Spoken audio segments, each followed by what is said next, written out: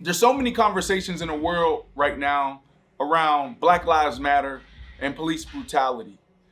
I feel that it's important for us to stick to just that because this is a time, this is a moment where the entire world is talking about racism. We need to talk about the Black experience so we can gain understanding and we can move forward with the conversation. So last week we talked about the Black experience. This week we'll talk about the Black culture. And then we'll further and expand that conversation around racism and bringing in different perspectives. So I'm excited to continue this conversation around Black Lives Matter and around the Black experience so our community can gain understanding. We have to embrace each other's culture. We have to understand each other's culture so we can then live together, do life together. We had to fight to get a meal, yeah, wrongfully accused. We had to fight to get appeals. That's why we right to get a deal. He on the team, he gotta eat, you know, despite your skills. Keep it riding for the fam, you gotta light the wheels straight up. But in the past bad, work up in the trash bag. I'll pass a lot to take the test before I pass class. And my family needed bread, I had to come correct. That's why I keep airing it out like I just passed gas. Fear. Our culture is embraced and also feared. You are a Black man with dreads. You have been covering professional sports for almost 20 years, over 20 years. You're a writer, you're one of the best in the business, and you have dreads. I feel like the conversation and the environment we're in right now, the root of it is fear. We're talking about police brutality. We're talking about the injustices of the world. It starts with fear. I'm curious to know your experience with being a professional man in this industry with dreads. Well, it's intentional, and I understand that it makes people uncomfortable because they're uneducated, that this is actually the natural form of my hair. But we have to mute ourselves or turn down the volume on our Blackness and who we are so much in society that we have to do it because it makes others uncomfortable. These riots that are taking place across the country right now. I mean, every major city in the United States, every state has had protests. Some have turned into riots and some have turned into looting, which I certainly don't support. But riots are the voice and the language of the unheard. Yeah. Mm-hmm. And everything that has produced change in America, positive change, has been created by civil unrest and has been created by riots. If we look at the Boston Tea Party, that wasn't a party, that was a riot. Look at Martin Luther King's assassination. That led to 110 riots throughout the United States, $47 million of damage back then, which is probably the equivalent to $1 billion worth of damage today. Wow. And 6 days later was when America decided to pass the Civil Rights Act in 1968. Riots. As a Black man that's been covering owners and general managers and some of the best professional athletes this world has ever seen, like, what are some of your experiences that you for me faced? I shared this recently in a column that ran on 1A in the Sun Sentinel, and it was about because when you see these riots and you see and I'm filled with anger and rage right now. I've always probably had it. I just didn't understand where it came from. And I had to dig in within myself and realize, when did I realize that we live in two different Americas? And for me, it was my experience on an internship in Boston when I realized not everybody locked their house. I lived in 2 homes in Boston, never had a key to either one of them. And because people felt that those communities were so safe, hey, we don't need keys. But as a byproduct of that, anytime I would walk to the T station, people would call the police on me because I'm walking down this Brookline neighborhood. Police were called on me 3 different times. One of the most scarring incidents that has just left an imprint on my life is I was walking fast to the T station, and a woman walking with her baby and her stroller was walking on the sidewalk, and she was walking a little slow, so I was walking fast to get past her. The woman nearly threw her baby in the bush to get it away from me because I was coming to rape her. Wow. In her mind. because of my skin color. Wow. From that point on, I preferred to walk in the street to pass people, take on oncoming traffic, than make you scared of me. So that situation totally transformed how you walk down the street. How I view myself. Yeah. And now I know when I go to an ATM machine, don't come out your car. Or if there's a white woman That's so true. sitting up in the ATM. You started because- treating yourself like a threat. Absolutely. I indeed. Wow. I know. Policing themselves. Yeah. Yes. Yeah. I is know crazy. as a black man, I am the #1 threat to society. Yeah. As a black man, no matter how educated I am. And the fact that I have to sit and digest this in my world, it makes me uncomfortable. Peter, I'm gonna call you a businessman. I'm not gonna call you a black businessman, black entrepreneur. Oh, man. You're a businessman, and you're also a great communicator. Thank you so You much think- for giving us the space in Bar One. Wow. Beautiful, beautiful restaurant. Thank you. But you've been doing this for years. Yeah. Yeah. I have a different experience and probably a different upbringing than you do. See, I was born in Kingston, Jamaica, and I didn't see a white person until I was 8 years old. So what impacted you never impacted me. Wow. Okay. First time I saw a white person, I was, why you look like that? You know what I'm saying? This is 1968. Yeah, at that point, I didn't even know what blonde was. You know what I'm saying? So why is his hair that color? Why is it like that? And, you know, it was crazy to all of us seeing him. You know, and you're gonna say, why you didn't see a white person until you're 8 years old and there's white people in Jamaica? Because where we live, they didn't come to where we were, so I didn't see them. And when we came to this country, when my mom and my dad got here first, and they sent for us, and we got approved with the visa system and came here. You know, at that point I was 12 going on 13, and then I see it. I'm like, damn, there's a lot of them here. You understand what I'm saying? It's a different situation. Growing up in Brooklyn in the 70s wasn't easy for a West Indian person, because most of our ridicule came from African American. That part. You know what Yeah. I'm saying? It did, right? Growing up Nigerian, I went through the same thing. Exactly. So, being you know, mixed, yeah. it becomes like you look like me, but you coming at me like that, to me it was crazy. Yeah, because in the 70s, me growing up in Brooklyn, we feel restricted. We feel like there's things that you can't do. Even if you have the ability to do them, you can't do it. You know what I'm saying? You couldn't live where you wanted to live because, you know, they wouldn't rent to you. Yeah. In certain neighborhoods, you'll find an apartment, you have the money, the whole 9 yards, and you say, yeah, I want this apartment, and they said it's already taken. Okay? And it wasn't. It's still in the market 3-4 months later. And then you get the message. They don't want you there. Yeah. You see what I'm saying? We need to see more of this. Yeah. Right? I need to see more professional women. I need to see more professional men that look like me. Because what you're saying, I think that hits on both sides of the railroad. Because there's been plenty of times where it's like we're so brainwashed. When we see a black person winning, we the first thing we think about is, what do they do? Right? Yeah. Like, what do they do? Because you're not supposed to. Yeah, the system has told you that You're not supposed to that's win. not supposed to happen. So, yeah. I will say, speaking about race, being an African American, tall black man, the first thing that somebody comes up to say, what do you do you're an athlete.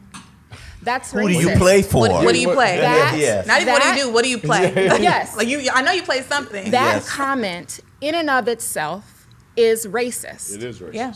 Period.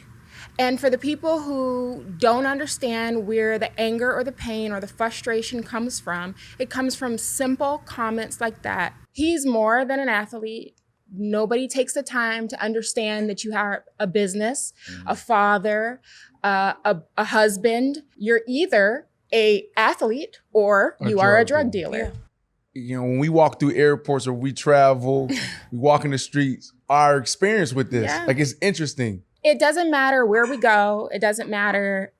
There is within, I would say, 5 to 10 minutes of arriving at any location that's not our neighborhood where we're known or our home, somebody other than a Black person will come up to Brandon and say, "You're tall. What do you do?" Well, no, what sport do you play? Or "What sport do you play? I know you're an athlete. What sport do you, who are you?" Yes. You know who I've been the last 13 years, 14 years? Who? A lawyer. They asked me what you do. I'm a lawyer. I'm a lawyer. What you do? Corporate law. And then that's the first thing I say. The second thing I say is I'm a politician. I got dreads. I got tattoos. And you're saying that. And why shouldn't a politician be able to look like you? Yeah. Correct. That's right. That's one of the things. But that's my point. That's why I Yeah. say it, right? Because they're like, it's so deviant for them. They think because I'm Black and I'm tall that I'm an athlete. I am an athlete, but there also are tall Black African-American men with dreads, with gold teeth, dreads, tattoos that are professional men. Yeah. Correct. That are great fathers, that are politicians. And I use that as an opportunity to kind of, create that shock factor to where they're like, holy crap, I didn't even think about that. Yeah, well, that's the message you were sending. But at the same time, they pegged you right.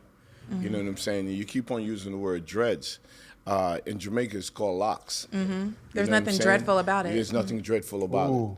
Okay, so we are offended when you said it's dreads. You say a Jamaican have dreads, he's looking at you like, no, I don't. Yeah. There's nothing dreadful about my locks. Exactly. Yeah. You know what I'm saying? My locks is beautiful. It's not dreadful.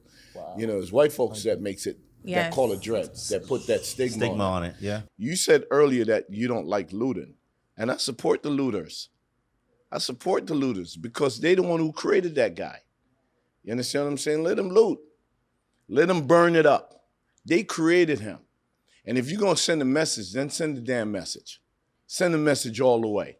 Okay? You can't be out there protesting and there's no right behind it, because if there's not a right behind it, then your protest after 2-3 weeks look like it never happened. Okay? You got to have the looting behind it, because the looting is going to send another message. Is that I could cuss on this? Y'all f***ed us up so bad. Yeah. You understand what I'm saying? Y'all designed this in a way where these young kids don't have no access to anything.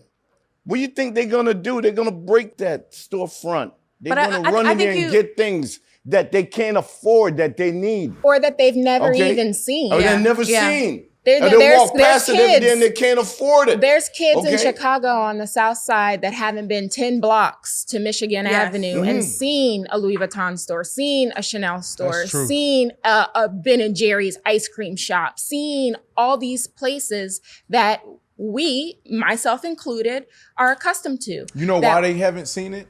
Because all of the problems that was happening on the South Side of Chicago back in the day, they cut the train that used to run from the South Side to downtown, There's so we invisible could have lines. access. There's invisible lines. They know they're not welcome there. Let me tell you and how. every city has those invisible lines. I'm gonna tell you something. In 1985, I had a shoe store in Coconut Grove on Main Highway.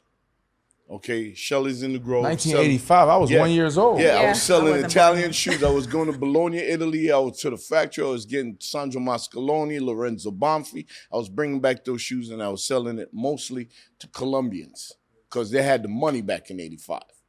And I'm like, where are all the black people? Homeboy said, the black people are 2 blocks away from here. I said, what the f are you talking about? 2 blocks from here? He said, yes. He said, just go down the block, make a right, go 1 block, walk another block, and when you pass over Grand by the post office, there's a whole black neighborhood, Peter. You need to go experience it. I'm like, I stopped what I'm doing because I needed to see this, because I'm on the main highway, and I see no black people. Yes. Yeah. Okay? Now, I walked 3 blocks, and there was a whole ghetto back there. You understand what I'm saying? And I'm saying, so why? I start talking to them because, man, I'm black. I'm not black like you. I'm blacker. Yeah. Okay? So I walk back and I start kicking it with them. You know what I'm saying? I'm a street dude. I start kicking it with them and say, yo, Peter, they don't want us over there, so we don't go over there. I'm like, you're bugging. Okay? But that's how They were conditioned. Yeah. Yes. Poverty is a mentality. By their parents. It's not how much money you have. It is a mentality. And we've been conditioned to believe where we belong and where we don't belong. So people say, oh, well, you got money. Like, your mentality, until that changes, it doesn't matter how much money, how much opportunity you have. That's what's going to change. And I think it's also important to talk about, when we talk about Black culture, the biggest thing is there's not one Black experience. Being Black is not a monolithic experience. Mm-hmm. You're Jamaican, I'm half Nigerian, you're mixed. Like, we all have these experiences. And I think the one mistake that white people make is, well, tell me what it's like to be Black. So like, there was this girl at the NFL, and every time we had a Black Engagement Network, which is like our employee resource group. And every time she wanted to speak and relate, she talked about the poor kids that she taught in Jacksonville. And oh my God, these kids, and I saved them and they were murdering each other. And I told her, I said, you think that poverty is the only way to relate to me, and I don't relate to poverty. I didn't grow up poor. Right. But you assume that when you say the word poverty and poor kids, that every Black person can relate. And that is not our only experience. Mm-hmm. There are Black middle-class people. I went to Hampton, which is one of the richest Black schools in the country. So when you talk about these things, you're assuming that I relate. I don't relate. And that's the mistake you make. So you think you're being woke by talking about just a poor place. That was my issue with Bernie. He's only talking about poor Black people. There's a Black experience that doesn't have to do with how much money you grow up with. Oscar Jimenez, like, he was arrested working live on CNN. Arrested. He had his badge. There was a camera crew. Mm-hmm. And they still arrested him. So while another white Absolutely. reporter. So if that doesn't tell you, it doesn't matter how much money you have, what education you have, what you're wearing, you're still Black.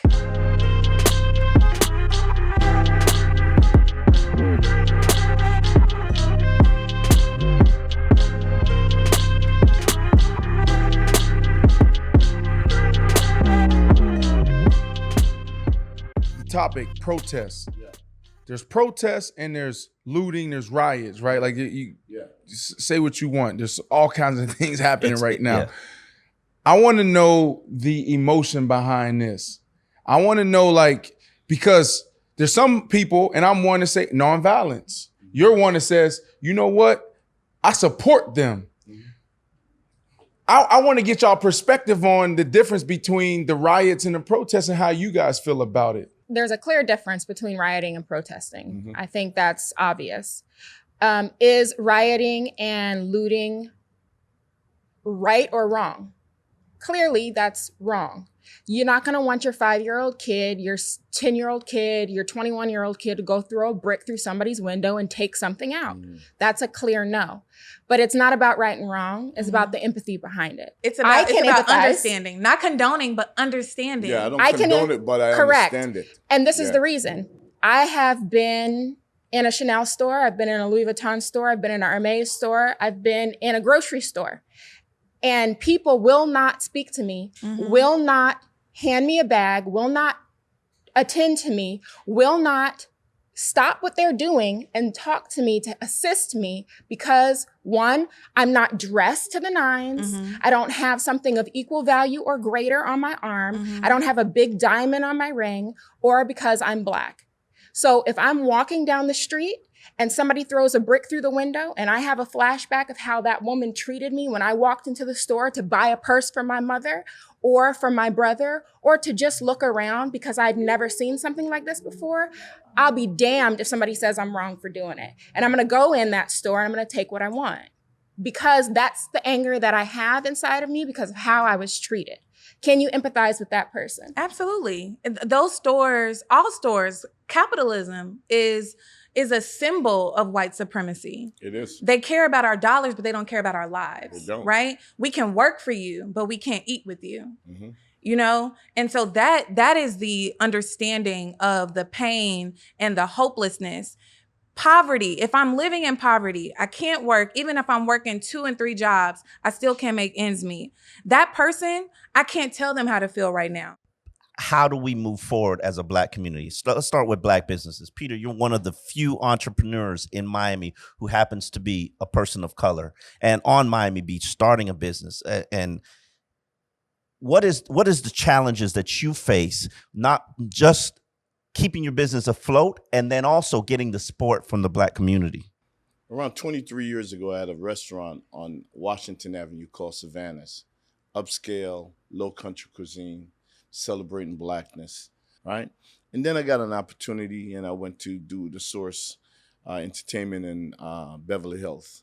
Came back 23 years later and found out since I opened an upscale restaurant on Miami Beach, there haven't been one in 23 years. So I had to bring it back. So I thought progressively it had went to another level, only to come back 23 years later, see that we digressed, we didn't progress at all. So I wanted to open this just to show 30,000 of us cross the bridge every weekend. African-American every weekend come down here to spend our money. But there's no upscale Black anything on Miami Beach. So I went to several guys that looked like me. And I said, yo, we need to do this, okay? And for some strange reason, none of them came on board. Where there's a will, there's a way, and I found a way to open it up. And I created Bar One Miami Beach like I've done everything in my life, projecting towards my community. I don't market and promote this to other community. I want them to come and buy into my lifestyle, to my community. When you walk in here, you're gonna hear soul music. You might hear some Afro beats, you might hear some reggae. You understand what I'm saying? But it's for my community. I'll be honest. I feel like we can do a better job of supporting each other. Absolutely. So how do we do that? Like I think that's the number one problem in our culture and our community. We don't support one another. Yeah. We don't uplift one another. I'll give you a perfect example. I was planning my wedding and me and my wife said, you know what? We are going to do business with Black vendors, Black companies, Black caterers. We are going, or people of color. Let's not just say Black. We are going to support us so we can help uplift us. And truth be told, they made it so difficult, such a challenge, lack of professionalism. Bids were higher than what I can get from people outside of our community. And I said to myself, it is not easy to do business with Black people. Yeah. And that's my reality because of my experiences. Now, does it stop me from continuing and trying to do the same thing? No. But she mentioned something about the handbags. There are Black designers, Black handbags, Black sunglasses, people of color who have started all these businesses. Do we support them? Yes.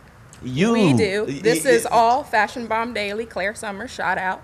You know, this is it. I think it has to do with having a running list and a dialogue, communication about what are the Black businesses or the people of colored businesses.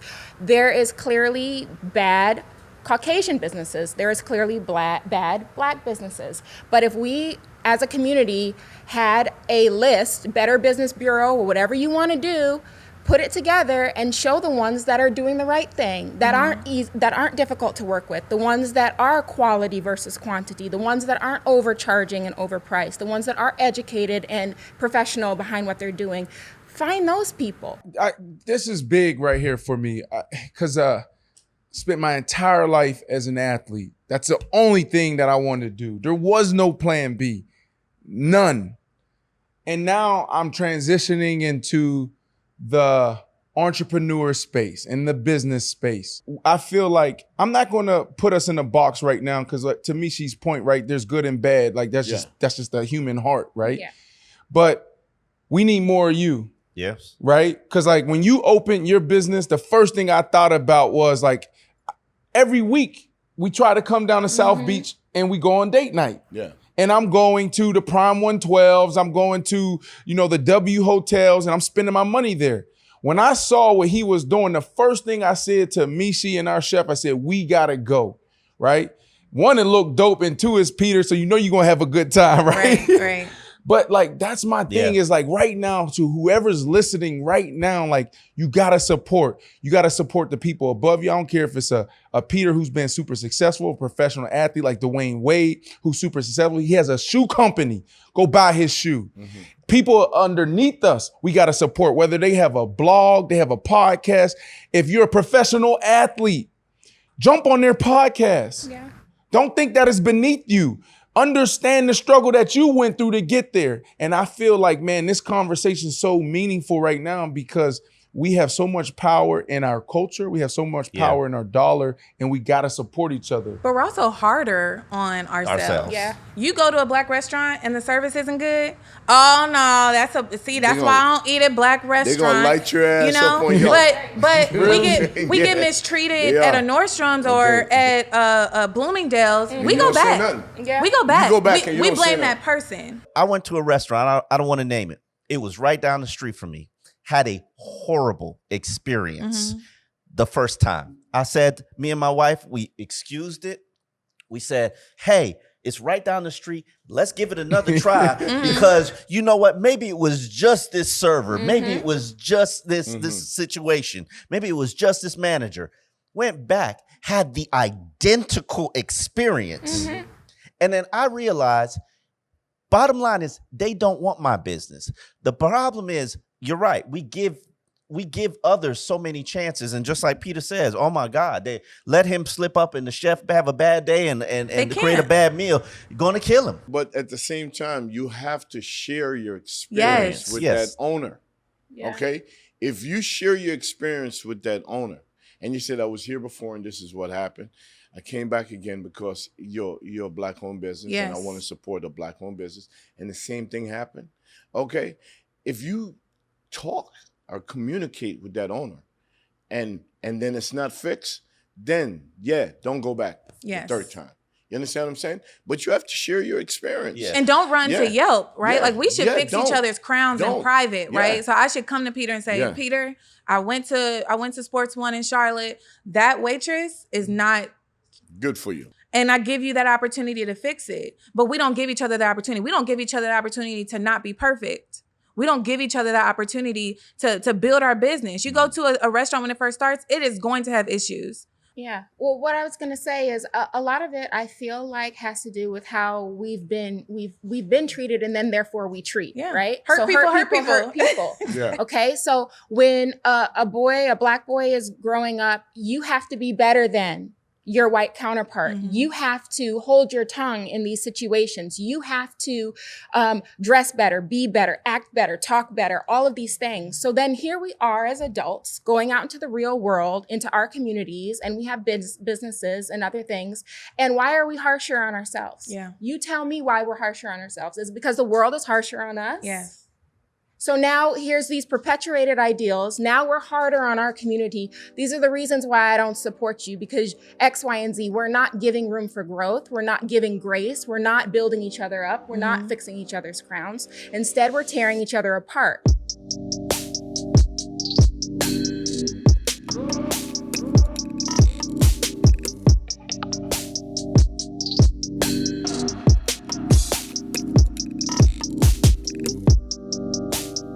Leadership has to step up. Leadership in the Black and African American community has to step up. And then it's important for us to address what the issues are and what the solutions are. For me, this is George Floyd. This is an instance in a moment where you saw a man be murdered. You saw him be killed. You saw people plead for his life along with him pleading for his life. And the officer stood there for 2 minutes and 40 seconds after another officer realized he was unconscious, and he still stayed there with his knee on his neck. That's murder. Starting point, don't deny that that's murder. But then, okay, how are we going to address police brutality? To me, the starting point is body cameras. The body cameras protect you, and it protects me as an officer. It helps prosecution in the cases. If you are in these situations where you're protesting or you're policing a riot and you turn off your body camera, It should be fired. you should be fired. Absolutely. So you're changing the system. Change the system. Yeah. Starts with body cameras on every officer. I think it starts with screening and how we're hiring police Correct. officers. Correct. It is not hard enough to become a police officer. Police officers have the license to take your life. Okay? They should be educated. They should be screened for mental illness. They should be screened for bias. You should not be able to be a scary police officer. Yeah. Your unwarranted fear of Black people That's okay maybe when you are working behind a desk, but when you have the license to take someone's life and you have a bias against that life, that should be screened for. And it's simply too easy to become a police officer, and it's certainly not treated like the important and dangerous profession that it is. 90% of the police officers that got caught on camera, even with the camera, okay, are not convicted. Yeah. Yeah. Even with the camera, are not convicted. Mm-hmm. Okay? System. The system has to be changed. The system has to be changed how you deal with them. Firing them, the police chief fired them immediately, right? Okay? Then it take another 2 weeks. He go get a job at another police department. We all watched him put his hands in his pocket and leverage his weight, okay, on his knees to kill this man, right? And you know what the district attorney did? Third degree murder. You know what third degree murder is? You won't even do 3 years in jail for killing that person. So they came back with second degree murder. Okay, no, that's not enough. Okay, that's first degree murder. We all saw it. Okay, they're protesting in London and in Spain and Australia. They're protesting Paris, all yeah. over the world. The world saw it. Well, the difference is first degree murder has to be premeditated. That's how you can convict for first degree murder. I went to school to be in the FBI. That was my dream. That was something I wanted to do. When you talk about who they hire, who is being hired into the jails and the prison systems and the police force, there's a certain screening that takes place for an FBI agent. They talk to your Everybody. Right, everybody. Your neighbor when you grew up, they talk to your elementary school teacher, they talk to all of these people in and around your life to make sure you are who you say you are and that you don't have these hot buttons, right? This is the FBI. The police is not the same. The police force, they hire young people right out of college, people who are looking for out of ROTC, out of all of these Ex-military who got PTSD. and you have to think about the people who are actually in, who is the person that is going to go into this workforce? What's the psychology behind the person that is choosing to go into this force and risk their life? There's so many different factors that play in there. When I was in school and when I was working in Orlando, Florida, as a crisis intervention officer, which is a CIT officer, I was in the jails, in the hospitals.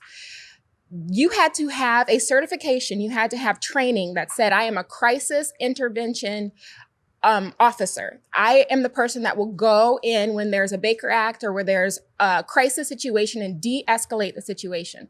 That was additional training. That wasn't training that was given to the police officers right off the bat. That was something that they then had to go in and seek additional training for. In order to change all of these systems that are in place, it has to start at the very, very, very beginning. The people who are going into these fields, the people who are hiring them, the people, how we pay them, they are risking their lives to protect, but they're not getting paid as if they're risking their lives to protect. So you're getting maybe not the best group of individuals who are then going into these fields. Even if it is the best group of individuals, they're still going to be bad apples. Absolutely, Apples in the bunch. everywhere. And To me, also, I think representation matters, because if you're policing a community that's filled with minorities, There you go. let's Correct. hope that your police department has some sort of Correct. reflection of what that community looks And like. there Or needs to at be more least a women. plan. There needs to be more women officers. Correct. Women are less likely to use deadly force. They're less likely to escalate a situation. But somehow we are not doing a good job of encouraging women to go into law enforcement. And that's the problem. Like, not only do you need Black officers, you need women officers. If you don't know someone's culture, you will be fearful. Yep. Especially our culture, right? Like, we have a certain flavor. We're talking about food, the way we dress, our music. Like, we have flavor. We hit on both ends of the spectrum. So when you're talking about our culture, the black community, you have to understand it. Because if you don't understand it, you could be fearful. Yeah. Because you never seen a man with dreads before. You never seen a man with goals before. So if you're a police officer going into the pork and beans, or you're going into the south side of Chicago, you're going into Larmer Avenue, like you got to understand what you walking into. So for me, my thing for next steps is starting there, to your point, you know, from the root to the beginning of it. And that is making sure that the people who are policing our neighborhoods understand our people. We had to fight to get a meal. Yeah, wrongfully accused. We had to fight to get appeals. That's why we right to get a deal. This is black excellence right here. Look at this, man. Look at this. Come on, man. Look at this presentation, man. Yeah. Come on now. They got the fish all twisted up and everything. You got that? Take the test before I pass class. And my family needed bread. I had to come correct. That's why I keep airing it out like I just passed gas. Oh yeah, it started from the bottom, but we made the top. Found out what the blueprint was and it